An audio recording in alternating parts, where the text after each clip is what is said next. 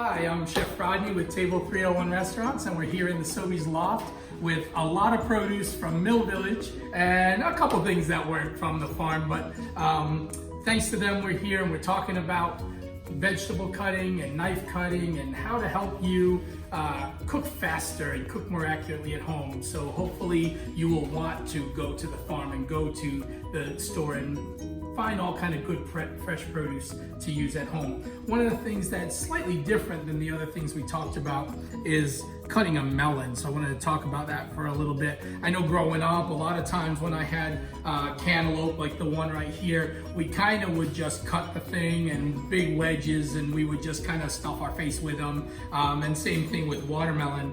But I wanted to show you sort of how we can do it quick, how we can do it not very messy, and I will just say there's a lot of different ways to do it. So I'm showing you the Chef Rodney way to do it. So first thing, just like an onion, I see that I've got a couple of ends and then a round middle, so I cut off the ends. And the first thing I like to do is peel it. So I will take my chef's knife. Again, I'm still holding it just the way we always hold our knife. And I just sort of saw it gently. And the more sawing you do, gently, the more you can make your curve. So I'm trying to get as little orange on this and leave as little green on this as possible. So I just sort of go around. Notice also, the first thing we did is cut the ends and make a flat surface so this thing's not roly-poly all over the place. And you can see that that works for me holding it up. And then we got one more little section of green we want to take off. Okay, so now I will also lay it down and I will sort of just go back and fix if I've left any green. We don't really want to eat the green part when we're eating a melon. It's not sweet and delicious. Okay, once we've got that, as always, I like to clear my bowl. Okay, what a lot of folks I see do now is take their thing and put their knife right through it. If I'm gonna cut this into squares that we could just eat with our fork or whatever, or put into a fruit salad, I don't like to do it that way. I like to just keep all the seeds just right where they are and then discard them. So what I will do is I will actually cut it like this. And I will cut one, and you see I sort of judged where those seeds were, and I kind of got it, but I got a couple seeds in there. I'll be able to easily just take those out. Now I can see where my seeds are, and I know where to cut the next cut. Again, a couple seeds, but most of them are staying right in there. Another one. Another one. I can feel how thick this is, so I cut this one. And then this one. Now I did all that. I didn't have to take out a spoon and try to dig all my seeds out or anything. And I've got these nice flat pieces that are easy to cut into whatever shape I want. Naturally, we can cut the small cuts that we've been doing for other things out of this very simply by slicing it thin and then julienning it thin and then dicing it. But it's not that often we're doing that with cantaloupe, so I don't think you'll really need to do that. But now I would take this and say, just sort of run my knife right through it and then run my knife across it. And then we have nice fork-sized cuts that we can do whatever with. And same thing here. Same thing here. The size being exactly the same is rarely very important when you're doing the cantaloupe, unless of course you wanted to put it on a skewer or something like that, because you're not often just cooking the cantaloupe.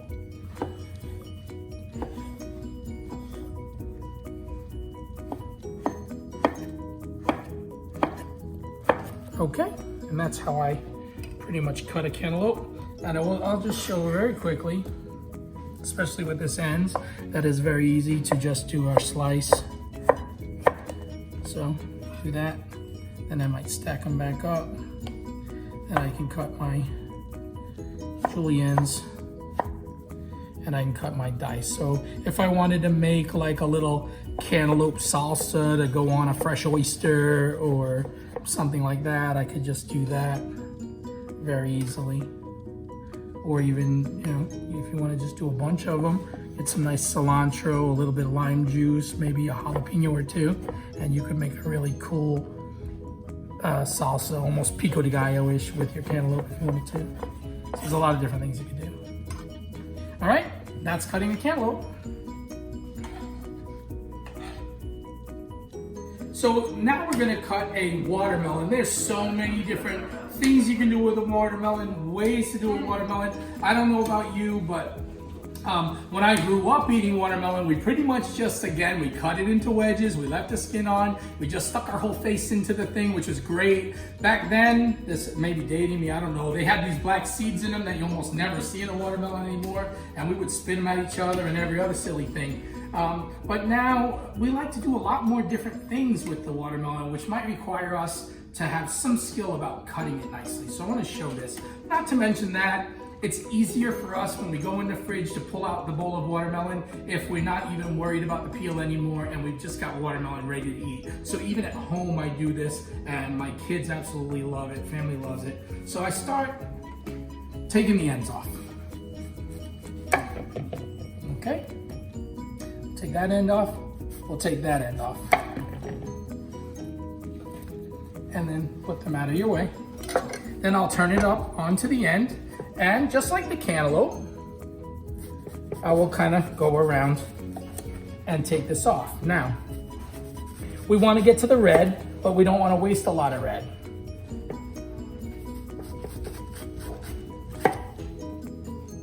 Okay? Just a quick note, when you see this big, nice light spot, that's where the cantaloupe sat on the ground. A lot of times you'll get a really good watermelon if you look for the ones that have a big section of that. Don't ask me all the science behind it, but I'm always in search of the perfect watermelon. And now my trick is I go in the store and I look at all the watermelons and go, that's a nice big one.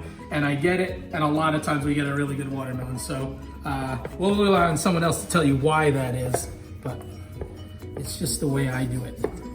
So here we're going down, and this is a very nice, we can already smell this watermelon, which is very nice. It's crisp. I don't like when my watermelons are mealy. And I will just say a couple things you can do if you really wanted to. You can do this several ways. Just like I said, you can do a lot of these things a lot of different ways. But if you wanted to pickle this watermelon rind, you might do like this. And you might simply cut this green part off as thin as you can get that off, leaving you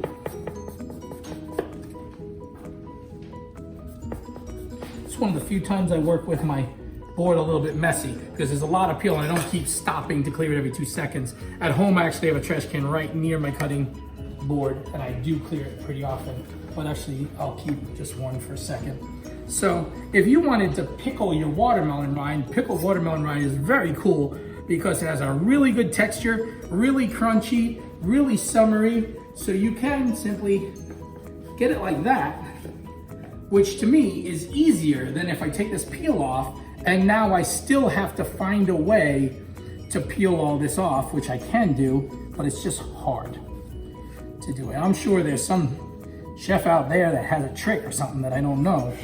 But for me, I also probably could just take my peeler and run it off. But what would be easier than right while I'm peeling my watermelon, take it down to this.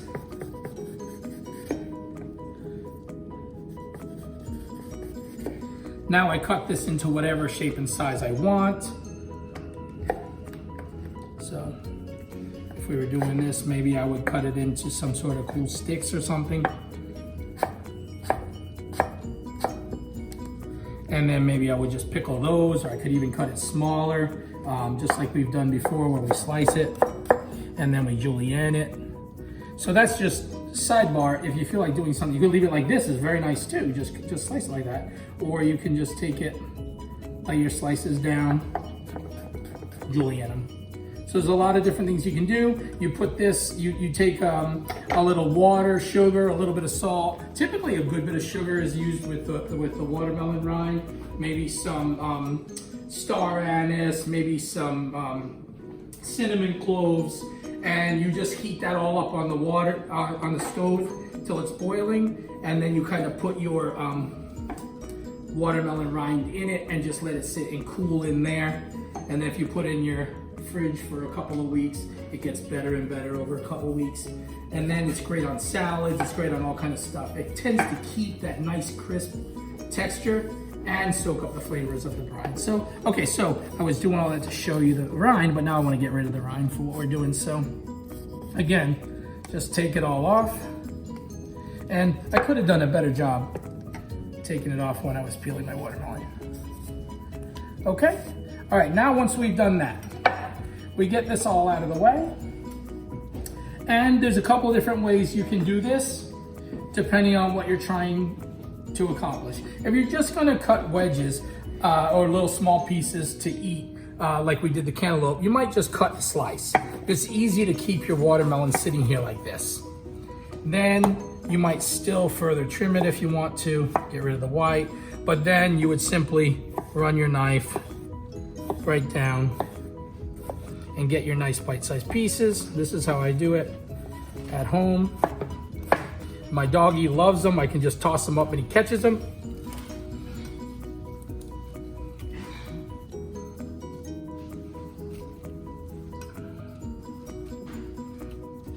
Okay, I'll just do this one real quick too.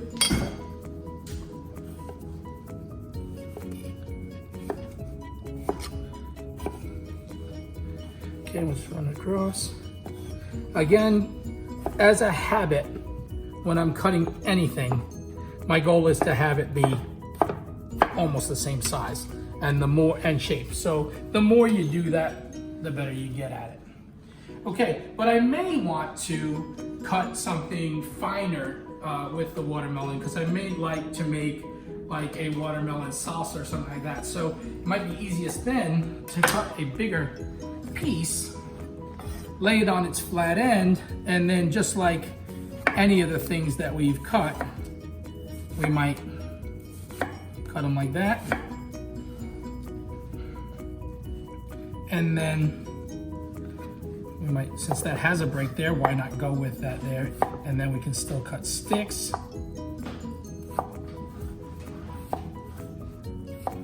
Oops. And then we can turn them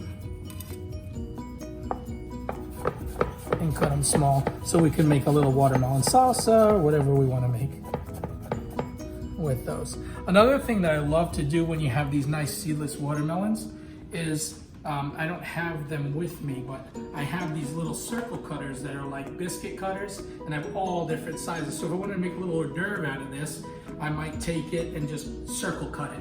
And then even for a salad, I might layer them on the plate and then build all my other things around it. Or I might put it down, cut it a little thicker, cut the round, and then I might take some whipped feta cheese and just sort of make a rosette with that or something, pipe it on there. But there's a lot of different ways you can do that. But so anyway, watermelons are not really unmanageable. This is a nice way to do it and have watermelon in your fridge ready to go.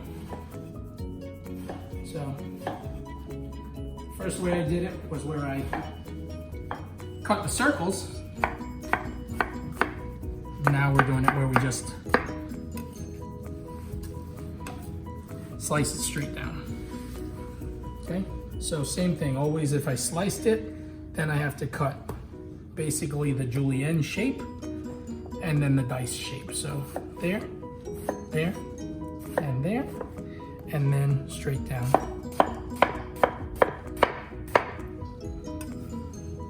And that is how to cut melons.